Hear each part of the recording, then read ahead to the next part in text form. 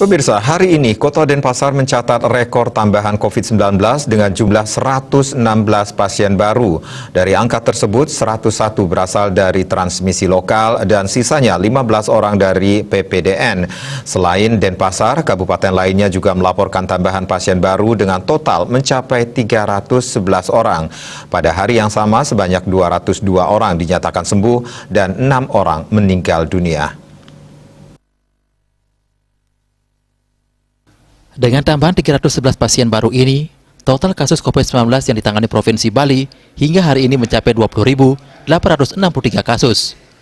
Berdasarkan data dari Dinas Kesehatan Provinsi Bali, selain Denpasar yang menyumbang tambahan 116 pasien baru, laporan tambahan juga berasal dari kabupaten lainnya, seperti Badung dengan 95 pasien baru, Tabanan 25 pasien baru, Jembrane 24 pasien baru, dan Gianyar 18 pasien baru, Karangasem 12 pasien baru, Buleleng 9 orang, Kelungkung 5 orang, dan Bangli 2 orang.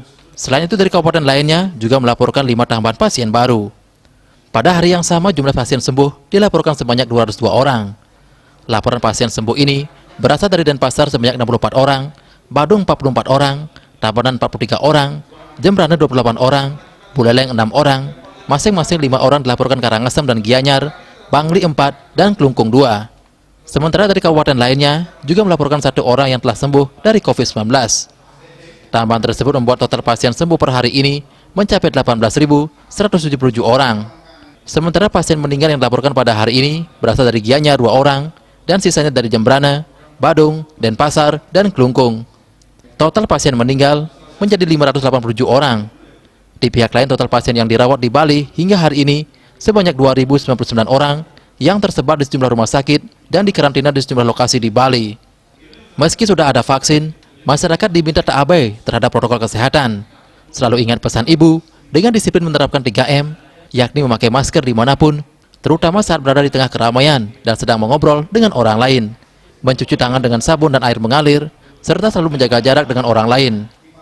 Tetaplah waspada dan patuh jalankan protokol kesehatan dimanapun kita berada. COVID-19 musuh tak kasat mata, mengincar tiap momen kelengahan kita. Terus patuhi 3M dan dukung upaya 3T, yakni testing, tracing, dan treatment dari pemerintah. Wartawan Bali Pos